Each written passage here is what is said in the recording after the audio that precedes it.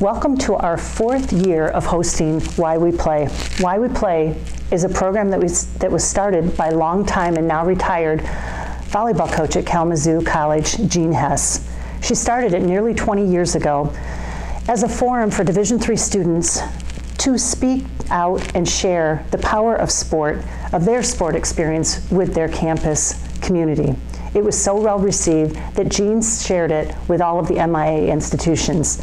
We absolutely loved the idea, so we tried it at St. Mary's for the first time in the fall of 2016, and it quickly became one of our most beloved events.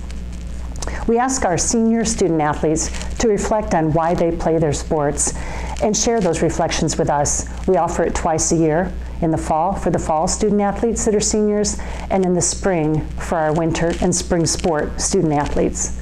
Their stories are personal, touching, inspiring, honest, funny, and most of all, they're powerful. So let's get started. Our lineup of speakers in order are KENDRA OSINSKI from lacrosse, Lily BRANDT from tennis, and ALISON Alberts from softball. Take it away, KENDRA.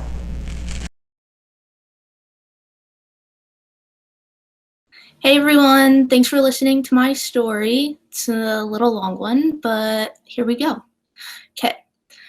Surprisingly, my story begins on the soccer field rather than the lacrosse field. When I was younger, soccer was my life. For years, I was playing on multiple teams, had practices almost every night of the week, and spent every weekend on the field playing in up to 4 games. I thought I was going to be the next Mia Hamm, to say the least. Soccer was an outlet for me to stay active, be competitive, and hang out with my friends all in one location. I thought it was going to be what I did for the rest of my life. Until one winter day, when I was in 8th grade, it was around 4 in the afternoon, and my friend Gabby called me. She said that my town was starting a youth lacrosse league, and that I should join and go to the first practice, which was that night at 6. I was confused, surprised, and really interested. Most people think that if you live on the East Coast, that you're born with a lacrosse stick in your hand, and that was not me. Up until that point, I had very little knowledge of lacrosse. I knew my dad was a goalie in high school and college, and my sister played for 1 season in college, but that was pretty much it. I told my dad what Gabby had said, and he was so excited. He wanted me to do it. So I told Gabby that I would be there. I had 2 hours to find my sister's old gear and figure something out about the sport. Fast forward, and I'm in my elementary school gym, lax stick in hand, goggles on, and ready to play. The first thing that happens is Coach Bill, a friend of our family, who I already knew, comes up to everyone and says that he wants to help lacrosse flourish in Orange. I was pumped to be a part of this.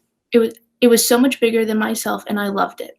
After Coach Bill's speech about why we were there, he tells us all to grab our sticks, goggles, and mouth guards and start passing, and a cold sweat appeared. I didn't have a mouth guard. How was I supposed to know that I needed one? Bill said it was okay this time that I didn't have one, but I would need one for the next practice. Now, I was ready to play, and I was awful. I think the ball was on the ground more than in my stick. I was definitely the worst player there, but I was loving it. I had so much fun. Lacrosse sparked something inside me that night, and that stays with me to this day. Now, fast forward a bit through all the indoor practices.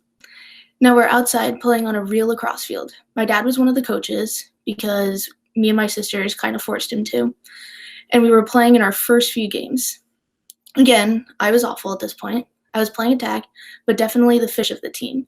You know, the person that kind of fills the space but doesn't actually get the ball. I had no idea what the rules were, and I had no clue what I was doing, but I was having so much fun. I loved the challenge of the game and the odd rules. That season ended as quickly as it came, and I was waiting for more to come. That summer, going into my freshman year of high school, was filled with soccer workouts and preparation for the upcoming high school season. Mixed in there was time with my lacrosse stick playing wall ball. I was able to get comfortable with my stick and was getting better at catching and throwing. My focus was on soccer, though. I had such high expectations for myself. I was going to make the varsity team, play in every minute, and show everyone just how hard I was working. Tryouts came and went, and I made the freshman team. I was devastated. Soccer did me dirty. Up until that point, I devoted so much time and effort to a sport I loved, and it came back and let me down. That fall season came and went. I still had fun with my friends playing soccer, but I wasn't as committed as I was before. Then my brief career with basketball started. I used that more as a way to stay in shape during that winter. One day before practices, I was walking through the halls of my high school, and a senior who I'd played soccer with saw that I was wearing a lacrosse sweatshirt. She stopped me and asked if I play lacrosse. In my mind, I was like, not really, but I just said yes. She told me to follow her. I obviously did because as a freshman, if a senior tells you to do anything, obviously you do it to be cool, right? So I followed the girl Maddie into a classroom where a group of people were having a meeting. It's the lacrosse team, and they're talking about their upcoming winter practices and indoor team. Maddie said that freshmen aren't normally invited, but they said they would make an exception for me. That winter was great. I was able to bond with the team, practice my skills, and play in real high school games. I was loving it. Then lacrosse tryouts start. Unlike with soccer, I had zero expectations for these tryouts. I'd been playing for less than a year, and I knew I'd be on the freshman team. Coach Bill, my youth coach, was also the JV coach of my high school. It was great to have a familiar face there. The first day of tryouts was filled with me not knowing what I was doing. There were so many unfamiliar drills, and I felt lost. All I could do was work really hard and ask questions. The next day, Bill came up to me and asked me how my dad reacted. I was confused. Reacted to what? Bill said to me making JV. I was so surprised. I told Bill I didn't even know. He said, "Yeah, we want you to move up." I was so excited, to say the least. It was great to be recognized for my hard work. Bill had me playing in defense. He saw how aggressive I was and thought that it was a great match for me. I was only on JV for a short time before they moved me up again to varsity. Again, another move that I was completely taken aback by. My coaches said that I had raw talent and that my hard work was paying off. Through the years on the team, I was able to grow and mature into the player I am today. My coaches finally moved me to attack, saying I should have been there all along, and I was thriving and having so much fun at the same time. That freshman season held some of my greatest lacrosse memories. From that point on, I quit soccer and basketball. I was playing lacrosse all year round. I learned the rules really well and started coaching and reffing. Lacrosse became my life. High school lacrosse filled me with so much pride and joy. I was voted captain for my team. I received all conference honors. I was honored as one of the top juniors to play in the state of Connecticut, and I made some of the best friends I could ask for. I knew I wanted to continue and play in college if I could. Now it came time to decide on a college. My sister Kelsey went to St. Mary's and graduated in 2015. She was also a nursing major. Ever since she started going to St. Mary's, I would spend every school vacation visiting her. I loved it out there, and it was something different than the Connecticut that I was used to. Kelsey would tell me almost every day that I was going to go to St. Mary's and also be a nursing major. And when it came time to make my decision, I started getting rebellious. I wasn't going to go to St. Mary's, and I wasn't going to be a nursing major. Those were Kelsey's dreams and not mine.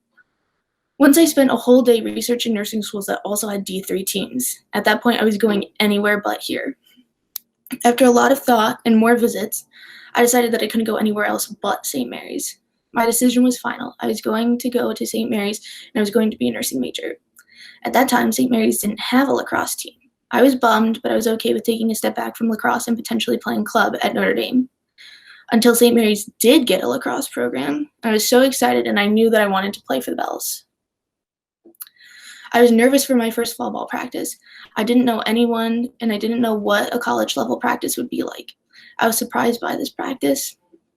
I was used to being at such a high level from my high school, and we would play top-tier teams that would send multiple girls to D1 schools. What I got from this practice was very relaxed, and everyone was having fun. My friend Mary and I really bonded over this. Mary was also a freshman on the team with me, and she lived on my floor. She was my first ever partner passer. Mary and I would sit in her room for hours after practice and just talk about what had happened. Mary had also come from a high school with a very high level of lacrosse, so we had that in common as well. That first fall ball, I really had to think about if I wanted to return in the spring, if I could change the way that I played, to fit a new team that I was a part of. At the end of the day, it was a no-brainer that I would stay and play for that season. I grew so close to my teammates, and Mary became my best friend. I was so thankful for St. Mary's lacrosse, and I thought it would only get better from there. Plot twist. That fall semester of my sophomore year, I was able to study abroad in Alicante, Spain. It was one of the greatest experiences of my life, and I would recommend studying abroad to anyone and everyone. I was able to play some lacrosse while I was there. When I got back to St. Mary's, I was on a high from being in another country and getting to travel. I got to South Bend and everything completely changed for the worse. I was placed in a random double with a girl who I didn't really know at the time. My friends from the previous year had made other friends, and I really felt left out. Mary had transferred to Notre Dame and no longer lived down the hall from me. I felt very isolated socially. When lacrosse season started, my team was the thing that picked me up. Then spring break happens. In the last game on spring break in Portland, Oregon, Emily, our goalie, hurt her knee. This results in her having to get surgery and be out for close to 2 months. I was then dubbed the next goalie and would play for almost half the season. I was bummed at first, but I knew my team needed me. I'm going to be very honest in this section. It was one of the worst times of my life. The bruises I got were awful. I think I spent more time than I ever had with Ashley and Katie that season. This was a hard time for me because I felt like I wasn't helping my team. The first game I was in goal, we got annihilated by Illinois Wesleyan. We traveled to Wisconsin for the weekend, and we lost our first game by 1 goal, and I was so upset and mad with myself. The next day, I was already in a bad mood from the game before, and during that warm-up, I think I got hit more times in my life, the most times in my life by my teammates. Something in me snapped. At the end of warm-ups, I was literally having a panic attack. I was crying into my helmet. I couldn't breathe, and I was struggling to get the helmet off. Then Emily walks over to me. She tries to comfort me, but I'm beyond help at this point. I just wanted the game to be over and to be back at St. Mary's. You would have thought that would have been my lowest point, but no. Later that week, health and counseling gave me a false diagnosis of lice. I didn't actually have lice, but now no one would go near me. I was so close to giving up with everything. Then Easter came. I wasn't able to go home that year, so I was just going to spend the weekend by myself, but out of nowhere, Em invited me to go to brunch with her family. I accepted the offer and thought it was nice for her to do that.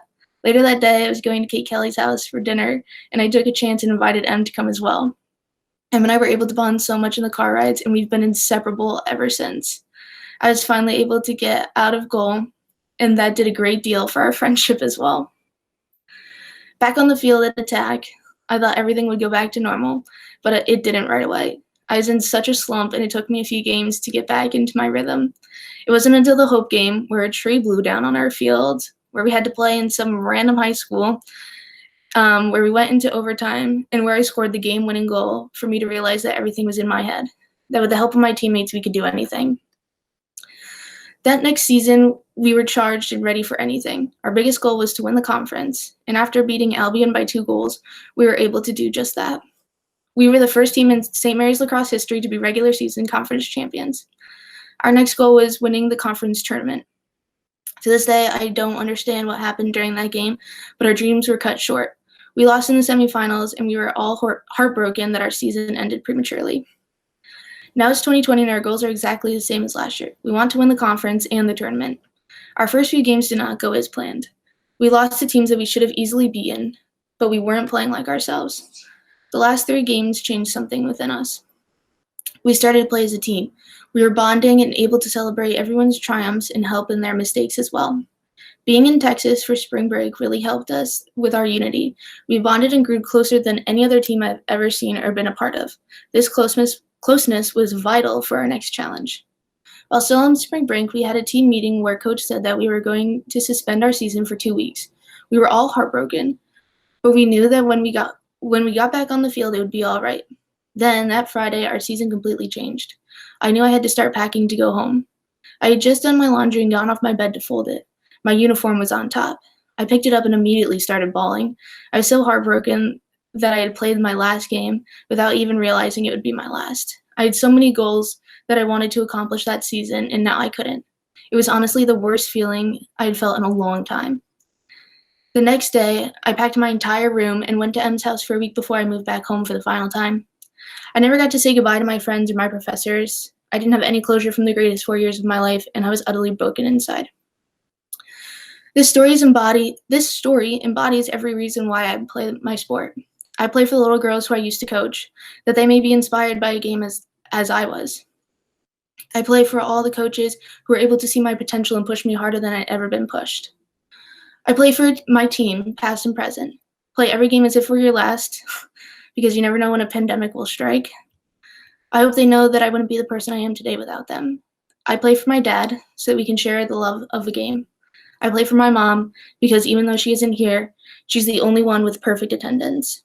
I play for the Bells because they adopted me into a family made up of some of the greatest women I've ever met. I'm so thankful for St. Mary's Athletic Department. I wish I could do it all over again. As always, go Bells.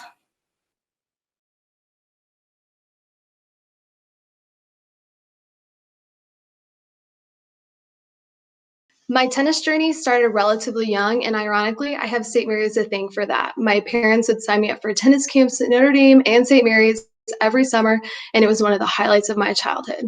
My dad would always make sure I had all my snacks and my Gatorade, and my mom would always make sure I had all the tennis swag in order to ball out on the court.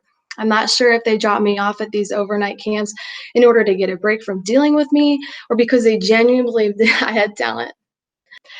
As some of you know, I was diagnosed with ADHD in the 4th grade, so it was safe to say that I was super energetic as a child. Back to the point. I had such an incredible experience. I got to stay in McCandless with some fun girls. I got to eat the world-famous Noble Family Dining Hall. I was basically living the dream.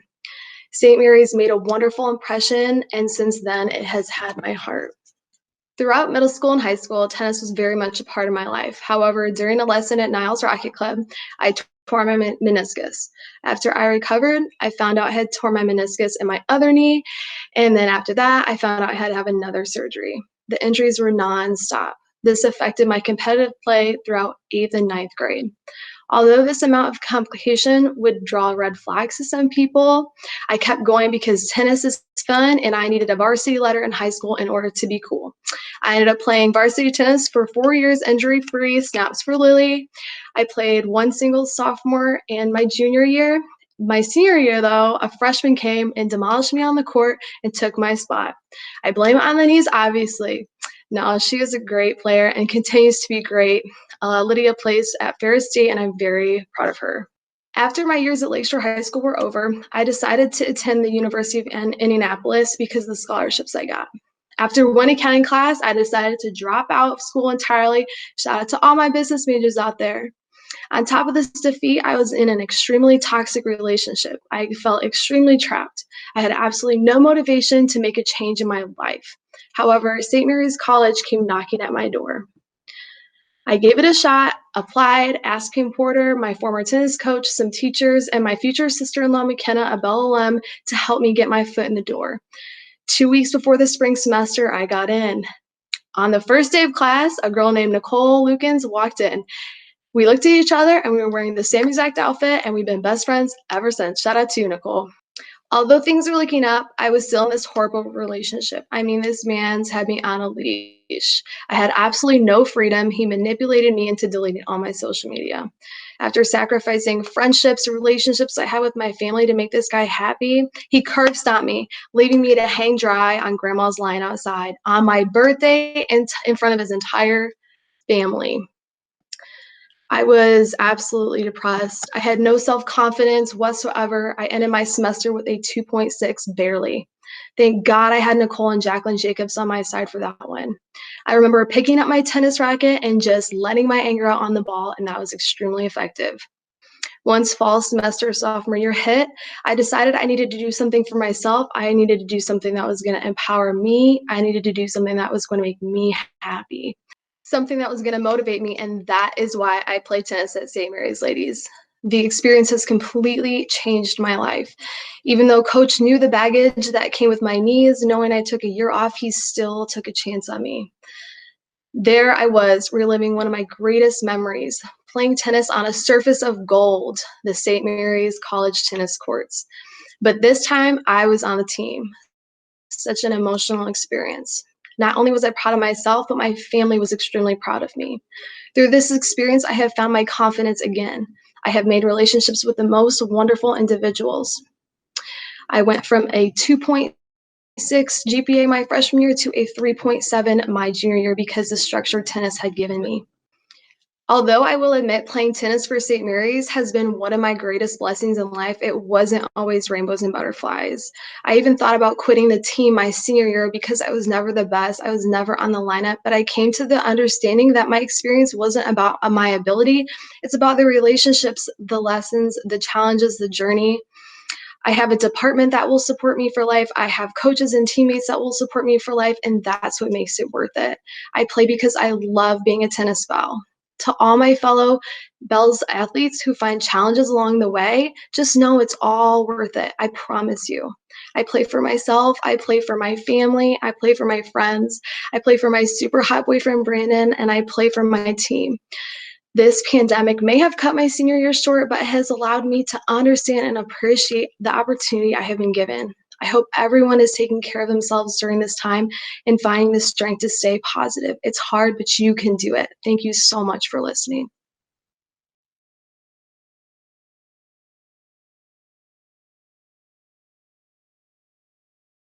Hello, everyone. I would like to start my time by thanking you all for tuning in and listening to mine and my fellow senior stories. This is not how I pictured delivering these speeches, but I, for one, am just glad to have been given this opportunity to share my story. My name is Allison Alberts, and I am majoring in English Literature and Secondary Education, and I have a minor in French. I was doing my student teaching at Adams High School in South Bend, and I will be a high school English teacher for the next school year. I do not know where yet. I'm on the softball team at St. Mary's, but before that, there were times when I wasn't sure what team I was on. I was raised in a small Catholic school with 16 male and 16 female classmates. When it came to sports at school, I played what they offered, and not to toot my own horn, but I was the best female athlete. There was no one in my class that could beat me.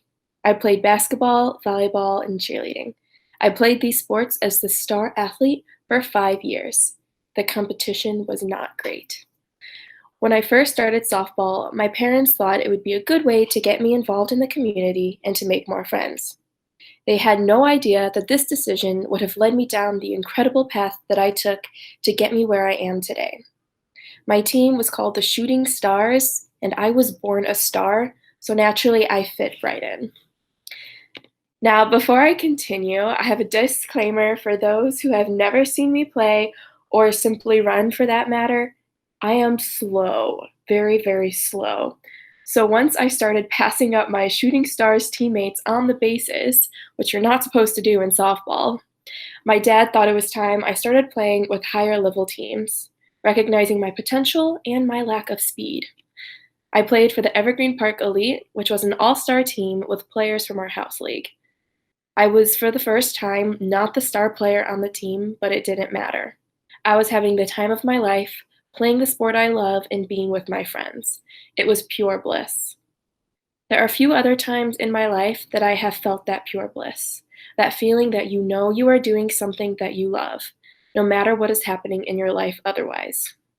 Our all-star team soon transferred to our neighboring town, Oaklawn Ice, and we became a travel team. Our team basically remained the same as it was, but we had a few new players and a new head coach. This coach showed us how to have fun and how to play better as a team. We learned new skills, and I credit a lot of the player I am today to him. After a successful summer on the Oaklawn Ice, tryouts were coming around again. I began to get excited for another summer with the people who showed me how to be a better player. The coach promised me that I had a spot on the team. He told me that I had nothing to worry about. I had a secure position with the Oaklawn Ice. A week later, however, I had no position on the field and no team. I was cut. I was suddenly ripped from the sport that I love, having high expectations for a promising season with a great team. I was in 7th grade at this time. Surely the competition for this right field position could not have been that high of stakes, right? Was it really worth it to tear apart a 7th grader's heart to win some games? Yes, apparently it was. A couple months go by, and I get a tryout for the Lyons Township Blazers as a catcher. They let me join their team in the middle of their training season. The team was so welcoming, and I was so thankful that they accepted me with a warm embrace. Well, I promptly quit catching, and they put me in the next open position, second base. My coach was aware of the situation I was in with my previous team, and he wanted to give me a chance. He showed confidence in me, showed me how to trust myself, and showed me how to have fun while playing the sport I love. Our summer wasn't super successful, but this team was exactly what I needed at the time. I was not nervous when tryouts came around. Like I said, my coach showed me respect and understood what being cut did to my confidence. A week after tryouts and a phone call later, I had a similar feeling sinking in. You know, the feeling of being brutally ripped away from something that you love? Oh yeah, that one. The one I had a year prior with a different team. The feeling I have begun to know all too well with this beautiful sport. Once again, I was cut. My coach later apologized and offered me a spot on his team. And I took this as an opportunity to get better and to prepare myself for a new team next season, where my talent would be appreciated and recognized. Despite being shown many times that I wasn't good enough for the sport I loved, I kept at it. I kept playing and doing everything I could to not let the poor decisions of my coaches get me down. The next team I played for was the New Lenox Lightning, for my favorite coach, Clutch. He was my dad's coworker and one of his best friends. He offered me a spot as a first baseman on a new team that he was starting. My dad, Clutch, and I carpooled to every practice and game for 3 years, and until the end of my softball career. Having Clutch as my coach, I was truly able to see why I played softball and why I deserve to have confidence in myself. Why I should never give up on myself. Why I should always find a way to be doing the things that I love, no matter what it costs me. When it came time to choose a college, I knew right away where I would be attending, and that I would be playing softball with my best friend and my biggest supporter, my older sister Jessica. For 2 years, we lived out my dad's dream of having his daughters play on the same team. I learned a lot about myself as a player and a human for those first 2 years of St. Mary's softball. I learned what hard work can give you, and I learned how to appreciate the small things in life. Softball at St. Mary's taught me more than talent and how to be a team player. It taught me that everyone has a purpose in life. It doesn't matter if you are a starting player or a residential member of the dugout. Everyone on the team has a purpose. My purpose for those first 2 years was to be a supporter of those who were on the field. Although I did want to be in the lineup, who wouldn't, I put my trust in Coach that she was doing what was best for the team. Although I loved playing the sport, to me, being a softball player was not always about fielding ground balls or hitting line drives. It was about recognizing that there are more important things in life than worrying about myself and my abilities, and that ultimately came to light this past spring season. When my amazing team came together at the beginning of this season, I could tell that we were going to have something special. With a new assistant coach and new players, the vibe of St. Mary's softball completely shifted. We were having a different kind of fun. We were messing around, cracking jokes in practice, but at the same time, we were serious about the sport and were getting our jobs done. We meshed extremely well, and I could tell that my last season as a Belle was going to be a special one. By the end of our spring break trip, 2 familiar feelings set in. For the last time, I was ripped away from something that I loved dearly. But at the same time, I also felt pure bliss. In that moment, I knew that I was spending my life doing the things that I truly loved. I, of course, wished that we could have continued our season as planned, but I'm grateful that I ended my career with people who felt the same way about our team as I did. So to my teammates, thank you all for playing hard, thank you for being you, and thank you for accepting me. To my coaches, thank you for believing me and letting me play the sport that has given me so many emotions and life lessons. To the athletic department, I have nothing but gratitude for all of you for supporting me and being part of this experience. And finally, to everyone listening, thank you for letting me share my story with you. KENDRA, Lily, and Allison, thank you so much for sharing your stories. You all did such a wonderful job. And this proves once again why this is one of my favorite events. Thank you. And...